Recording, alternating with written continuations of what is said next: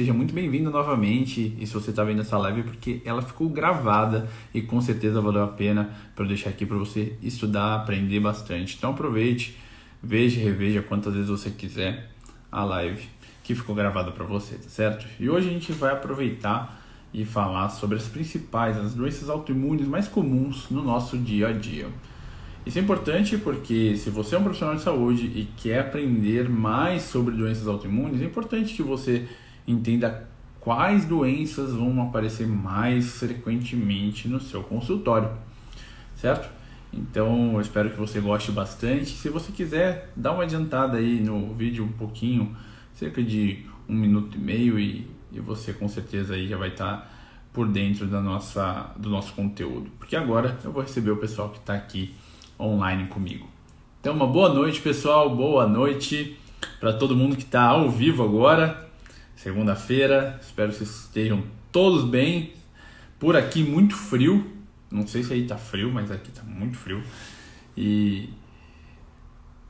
agora vocês podem estar aí debaixo do cobertor, né? Eu ainda estou aqui no instituto, estou encerrando as coisas e aproveito já para emendar a nossa live.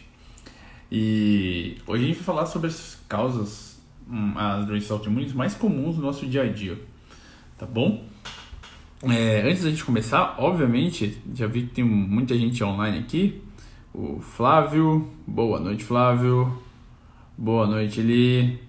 Boa noite, Cecil. Boa noite, Regina. Eleni, boa noite. Vivi, boa noite. Karim, boa noite. Cecília, boa noite.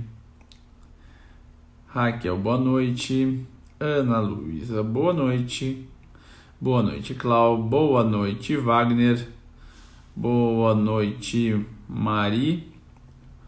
Boa noite, Vander. Boa noite, Miranda. Rosa Linhares, boa noite.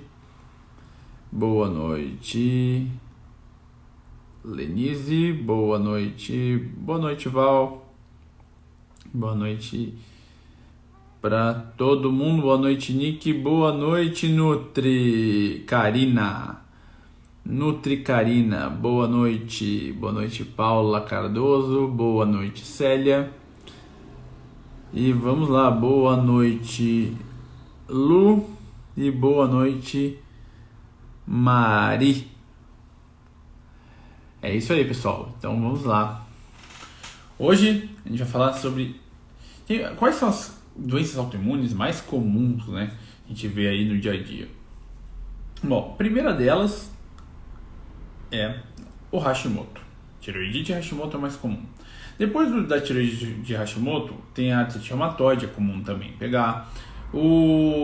Doença celíaca é muito comum. Doença de Graves, bem mais raro, mas pode acontecer. Diabetes mellitus tipo 1, pode ter aí, o endócrino vai pegar bastante. Psoríase é comum. Retocolite ulcerativa, doença de Crohn. Lúpus. Esclerose múltipla, vitiligo, cistite intersticial. Então, olha quanta coisa a gente tem. Quais é que eu mais recebo no consultório? Tireoidite e Hashimoto, artrite reumatoide, e fica entre a doença celíaca. Essas daqui. Depois tem a psoríase, tenho recebido bastante. E daí tem outras, né, que nem falaram aqui. Sarcoidose eu tenho pouquíssimos. Graves eu acho que eu nem recebi ainda, acho eu. Púrpura de Henoch online também, sim, são várias que a gente tem, né. Tem a neuromielite ótica também. A síndrome do intestino irritável não é uma doença autoimune em si, mas ela tem a doença intestinal inflamatória, aí sim, que é dividida em retocolite e doença de Crohn, certo?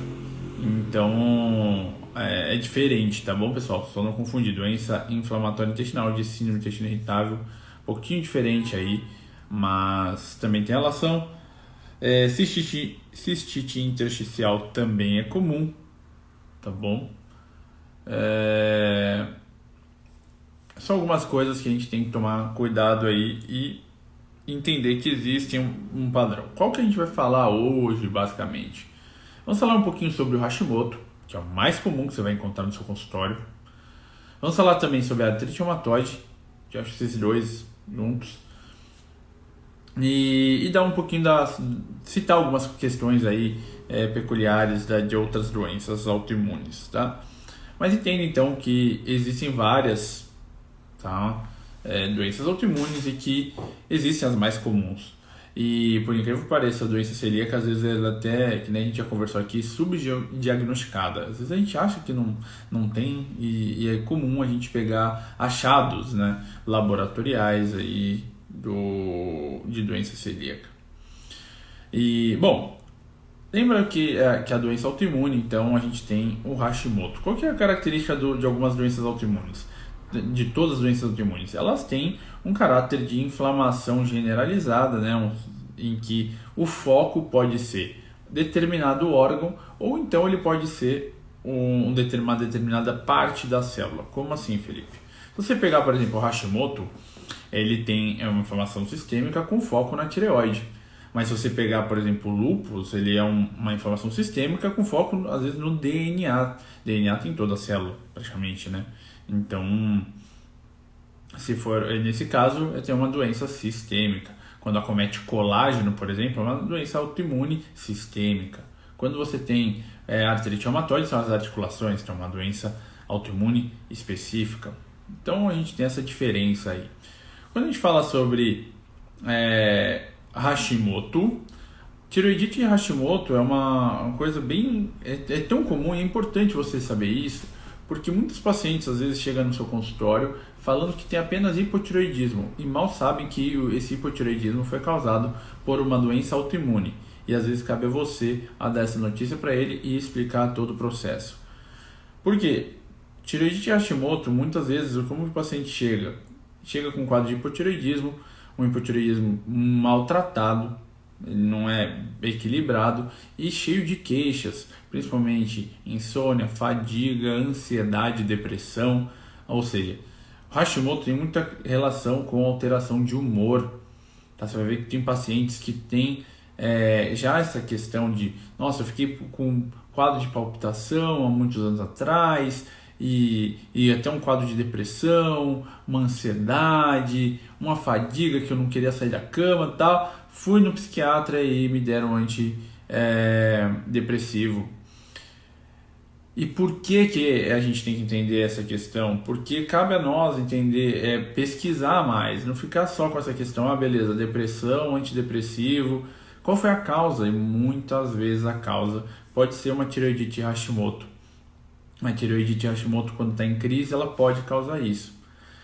A tireoidite de Hashimoto, você tem que explicar para o seu paciente o seguinte: o foco é sistêmico, você tem uma inflamação sistêmica com foco, né, na tireoide. Há um acometimento da tireoide, destrói um pouco a tireoide do seu paciente, e isso com o tempo leva um hipotireoidismo. Muitas vezes a gente acaba diagnosticando o Hashimoto com um certo atraso, ou às vezes ele já teve um anticorpo positivo há muitos anos atrás, 10, 15 anos, e ninguém falou nada, foi simplesmente falar assim, ó, viva a sua vida, e daqui 15, 20 anos, ou então quando a sua tireoide ficar destruída, você volta, a gente entra com hormônio, o que é muito triste a gente pensar nessa questão, porque tem como melhorar muito a saúde do paciente. Uma das coisas, ainda não deu tempo de responder todas as perguntas que mandaram na caixinha, mas eu dei uma olhada lá e perguntaram se é mito ou verdade, ou realmente é verdade essa história de remissão de doenças autoimunes. A questão é o seguinte, é realmente verdade, dá para ter remissão sim, descobrindo os gatilhos, e dá para melhorar muito a qualidade de vida dos pacientes. Basta que a gente comece a trabalhar o paciente como um todo e vá descobrindo seus gatilhos. Isso é bem importante a gente saber, porque tem pacientes que vão entrar em remissão, tem outros que vão apenas melhorar sintomas, mas dependendo dos sintomas que você melhorar na vida dele, para ele já está até de ótimo tamanho. tá? Porque as doenças autoimunes não são iguais, certo? Então, o Hashimoto, como que você vai diagnosticar o Hashimoto? Anticorpo anti-TPO, anticorpo anti-tiroglobulina. E junto com isso você pode estar pedindo, obviamente, uma ultrassom de tireoide, porque o padrão, quando você vê lá no ultrassom, no laudo médico, escrito textura heterogênea, ou padrões inflamatórios, lá às vezes tem uns que já até falam padrões inflamatórios, mas normalmente é o que? Uma textura heterogênea. Isso também é característica de tireoidite Hashimoto, tá? E a tireoidite Hashimoto vai cometendo a tireoide, obviamente todo o corpo é comprometido. Por quê? Porque a tireoidite Hashimoto, a tireoide, né, no caso, ela influencia no metabolismo, na temperatura, nas enzimas do seu corpo, no pH do seu corpo. Então, todo o funcionamento do seu corpo pode ser prejudicado por conta da tireoide. Então, tem que tomar muito cuidado e entender que sim, que a doença autoimune, a tireoidite Hashimoto, ela vai ajudar o seu paciente a ganhar peso de forma descontrolada, vai ajudar o seu paciente a ter crises de depressão, insônia, certas fadigas. Então, esteja atento. Um ponto bem importante para você lembrar é que Hashimoto ele não acomete só a tireoide. Uma das coisas que mais costuma acometer também é o cerebelo. Então é importante você fazer testes para avaliar o equilíbrio do seu paciente, porque isso daí pode ser um indício de neuroinflamação causado por Hashimoto. O Hashimoto, então, tem essa questão. Uma das coisas que vale a pena, a gente sabe que traz muito benefício para o Hashimoto é vitamina D e selênio. Selênio ajuda muito os pacientes com doença autoimune, com Hashimoto. E o glúten influencia muito o Hashimoto, beleza?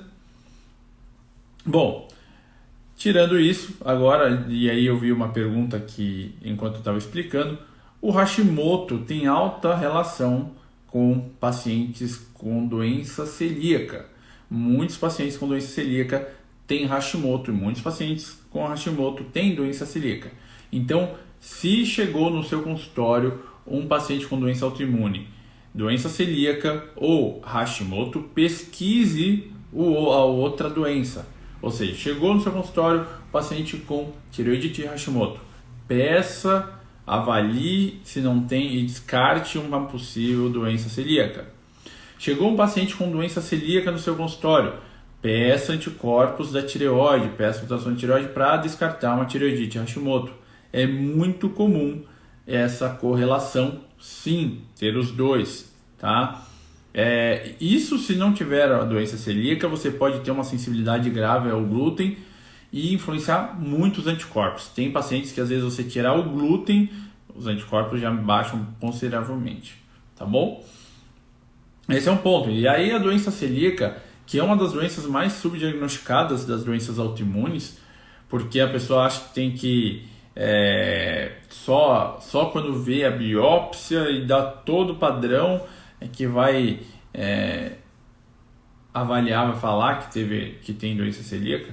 Mas lembrar dos anticorpos, principalmente o anticorpo transglutaminase 2, tá? Infelizmente a gente não dosa nem o 3 nem o 6, que avaliaria pele, acometimento de pele e sistema nervoso central. O 2 ele vai avaliar intestino, tá? Então é o que a gente pode ver. Você pode ainda solicitar o HLA DQ2 e DQ8, né, que é a parte genética da doença celíaca.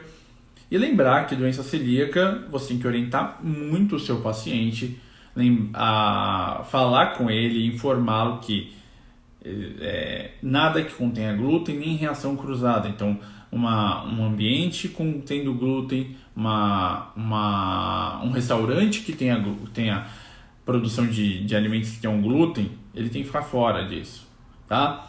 Existe, tá, uma enzima nos Estados Unidos que chama glutenase. Ela pode ajudar, ela ajuda muito a quebrar o glúten, porque existe o que? A enzima chamada DPP4. Essa DPP4 ajuda a quebrar o glúten, tá? Não só o glúten, como caseína. Faz milagre? Não. Então, dependendo do grau de doença celíaca que o paciente tiver, eu nem comento dela direito porque não vejo benefício. Eu vejo benefício maior quando há uma sensibilidade ao glúten, tá? Aqui, infelizmente, a gente não tem ainda, pelo menos não que eu conheça, mas eu sei que nos Estados Unidos tem vários locais que vendem a enzima DPP4, tá? Tem que ter ela para você conseguir digerir o glúten, tá? Diminuindo o processo inflamatório, você pode estar utilizando a luteolina, pode estar usando o aloe vera, tá? O resveratrol pode ajudar também, a cúrcuma, mas para digerir o glúten, não. Lembrar então da doença celíaca, que é bem importante. Ela tem uma reação imunológica contra o glúten, e essa reação imunológica destrói o intestino, destrói as tight junctions, né, que são as junções estreitas que mantêm o intestino saudável e um intestino sem permeabilidade, um intestino que seja capaz de fazer com que os nutrientes passem dentro do intestino. Esses dias, inclusive, eu estava estudando sobre doença celíaca e você tem dois tipos, né? Você pode ter uma destruição das tight junctions, e seria que eles falam de permeabilidade intercelular, né, no meio das células, mas você pode ter um quadro mais grave de permeabilidade intestinal, que seria transcelular. Então, a célula mesmo, dentro da célula, haver uma destruição, e isso daí traz muitos maiores problemas, tá bom?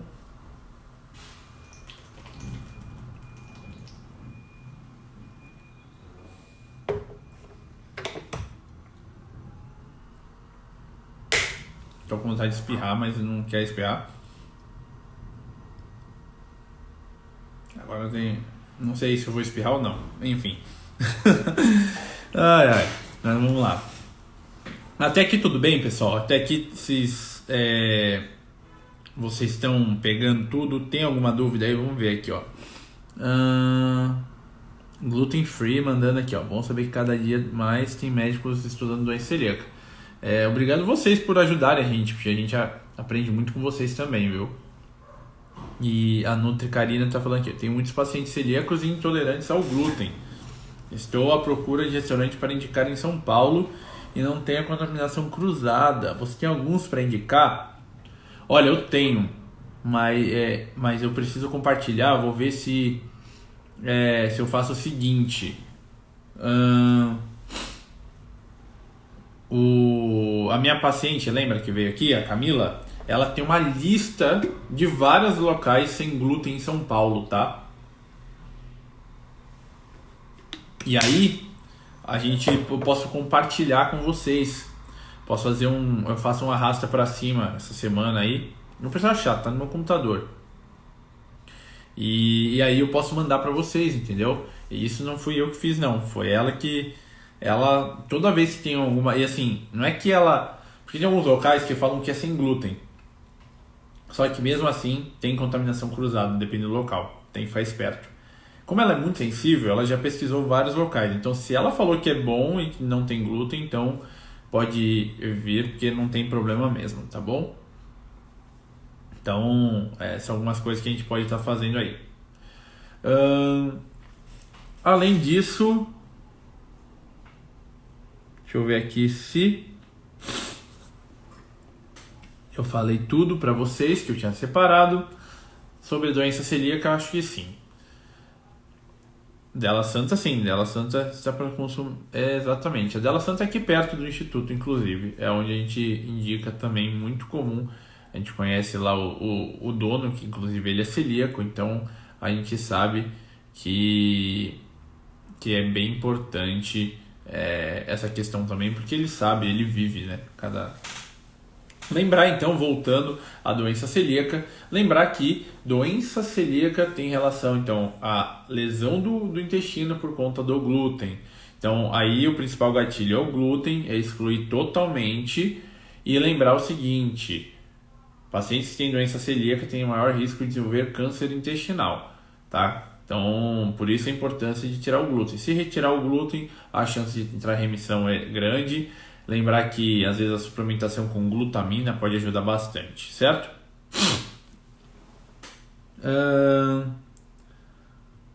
Deixa eu ver aqui. Então agora a gente falou de Hashimoto, falamos de doença celíaca, tá? Que inclusive a biópsia, né, tem que ser na segunda porção do intestino delgado.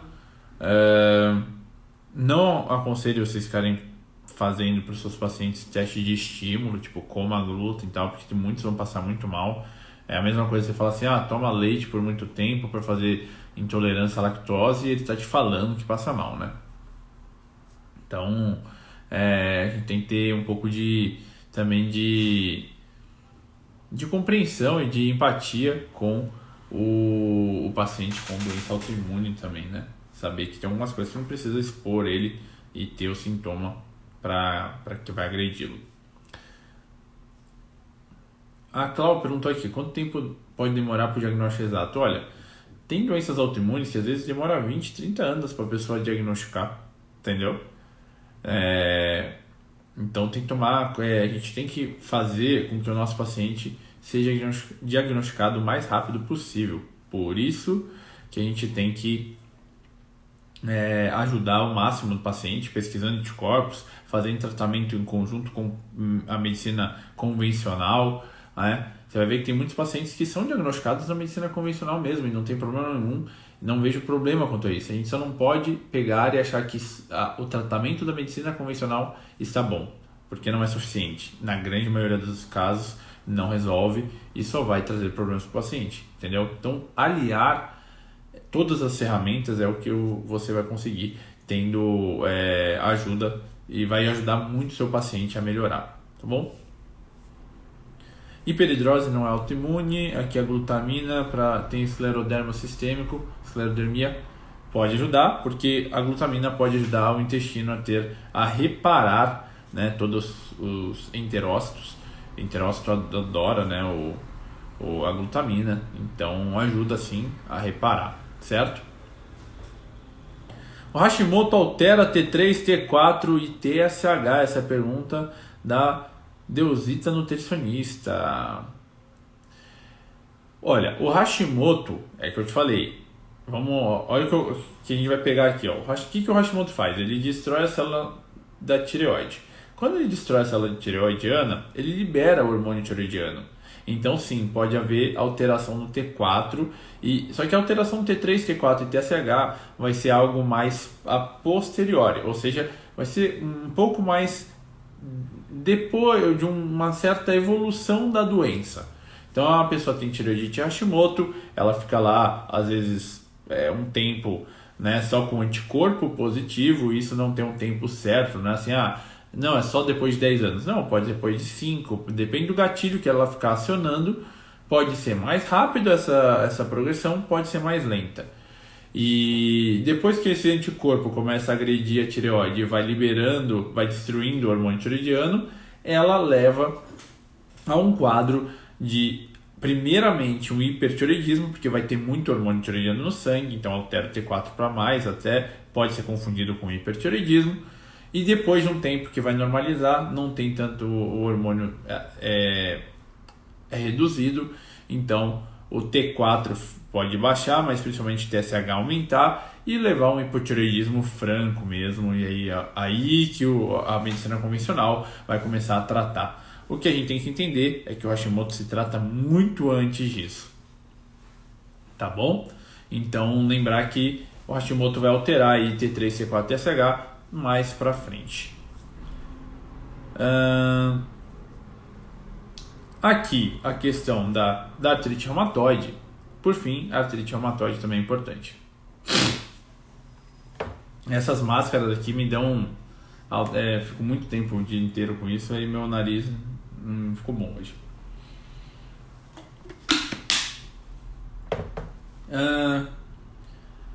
Artrite reumatoide. A artrite reumatoide é outra doença comum que você vai pegar no seu consultório.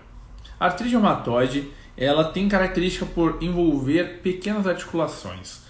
Essas pequenas articulações, elas começam, você vai ver que o paciente começa a falar de alterações, são simétricas normalmente, tá? Então, ela vai correr, por exemplo, não corre só na mão esquerda, é tipo mão esquerda e direita, entendeu? pé esquerdo e direito, enfim. E ela tem uma característica, começa a doer logo de manhã cedo e dura mais que 30 minutos, tá? Por que isso é importante você saber? Porque quando é menos de 30 minutos, apenas, ela está só inflamada, pode ser uma osteoartrite, tá bom? Então a artrite reumatoide ela é bem comum no dia a dia e você tem que entender o seguinte, então acomete pequenas articulações simétricas, ela tem um padrão inflamatório importante, você vai ver alteração às vezes em PCR, em VHS, você pede fator reumatoide, você pode estar avaliando, e o anti-CCP até para avaliar a gravidade da artrite reumatoide. E a artrite reumatoide é bem interessante porque a gente tem uma característica muito grande, né? Quando a gente vê o fator reumatoide aumentado, os lácteos influenciam muito e as lectinas.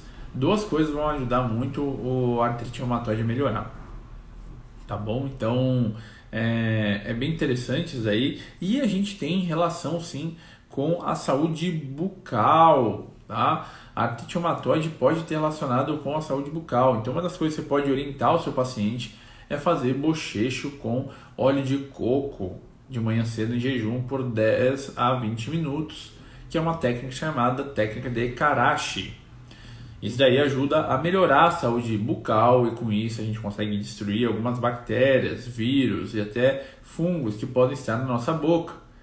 Então a gente sabe que existe algumas bactérias que podem ter relação com artrite reumatoide. Então a gente tem que ficar bem atento à saúde bucal, encaminhar para um bom dentista, um dentista que você tenha confiança, porque ele também faz parte desse grupo. Ou se você é dentista e está acompanhando, você saber que você faz uma grande importância aí em todas as doenças autoimunes, principalmente se você é um dentista biológico que é uma pessoa que você precisa ter por perto, porque odontologia biológica é algo fantástico, é algo que impressiona cada vez que você começa a ver dente assim, você começa a ver dente de outras formas, de outro jeito, com outro olhar. Lembrar que todas essas três, né, são doenças autoimunes e quando você toma condutas inflamatórias, você piora todas as doenças autoimunes. Então, tomar cuidado e orientar o seu paciente com métodos anti-inflamatórios. Certo? Então, a gente falou de 3, artrite reumatoide, doença celíaca e o Hashimoto. Destrinchamos as 3, são as mais comuns. E agora sim, vamos falar vou ver se eu tenho alguma questão aqui para vocês a respeito. Bom, falaram aqui, deixa eu ver.